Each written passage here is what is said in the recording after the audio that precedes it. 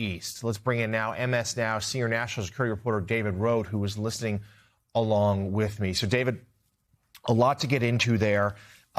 Certainly a lot of political nonsense from the Secretary of Defense.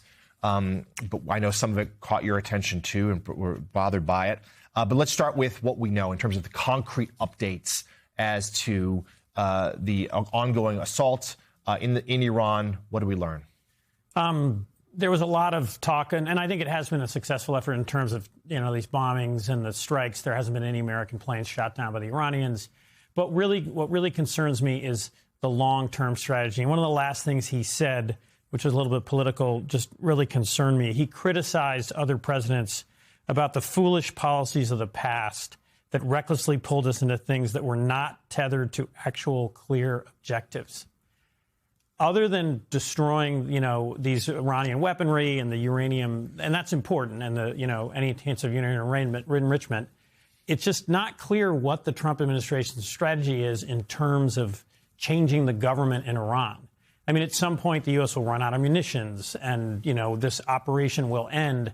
Simply calling for unarmed Iranians to take on the Iranian Revolutionary Guard Corps, which has hundreds of thousands of members, is heavily armed, is unrealistic. And so my concern is, what is the end game here? And it was just shocking how he wouldn't give that. And he sort of also insulted the Americans, I thought, who served after 9/11. He talked about nation building being dumb. That was an effort to sort of secure Afghanistan in the long term. It didn't go well, but other, service members gave their lives trying to achieve that. And so the most important thing, again, American lives are at risk right now. What is the strategy in the long term to make Iran not a threat over the years ahead? And I just didn't hear that at all. No, nor did I. U.S. CENTCOM has now confirmed 4 American service members have died since the start of this conflict. Both men that we just heard from did suggest, they acknowledged the likelihood that more service members will be killed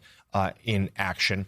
You make a great point there about munitions. I think that's a big part of this. One of the real storylines emerging is the interceptors that the U.S. and our allies in the Gulf have. They're worried about when those will run out.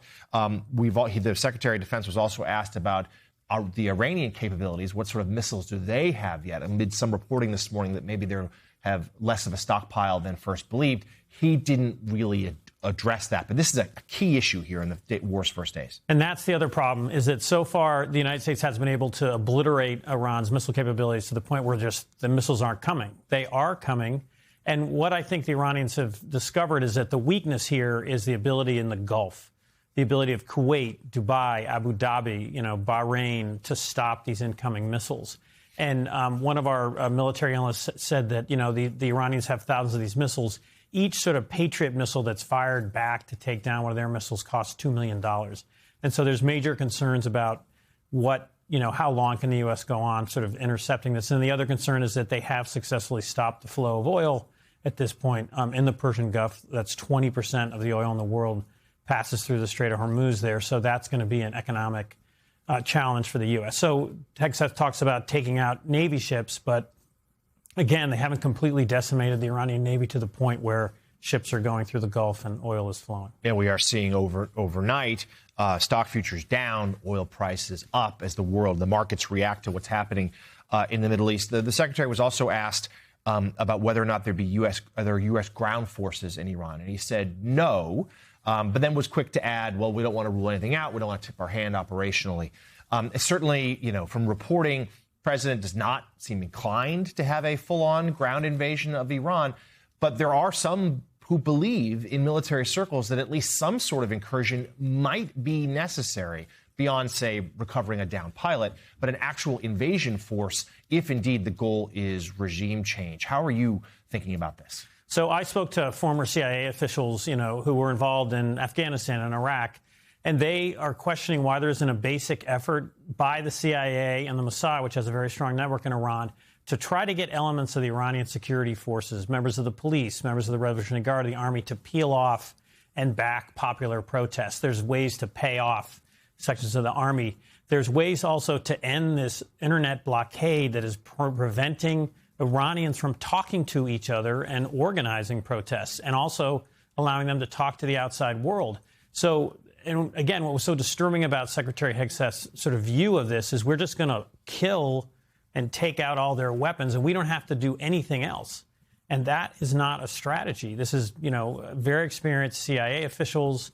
There's an effort in terms of diplomacy, also in terms of working with the Iranian opposition. But simply saying, brave Iranians, this is your chance. The Trump doctrine essentially is, and President Trump said this last night, it's up to you.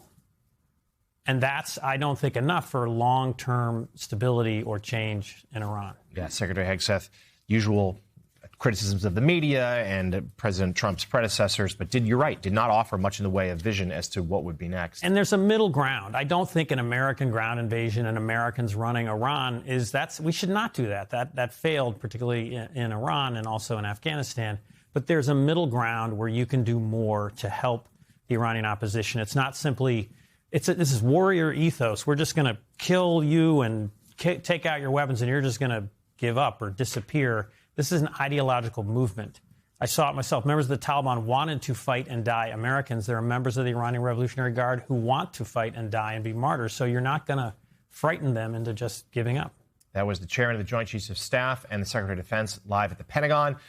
President Trump does have public events later today. We expect that he will talk about the ongoing situation in Iran, however, White House has not confirmed that he will. We shall see. MS Now, senior national security reporter David Rohde. David, thank you as always.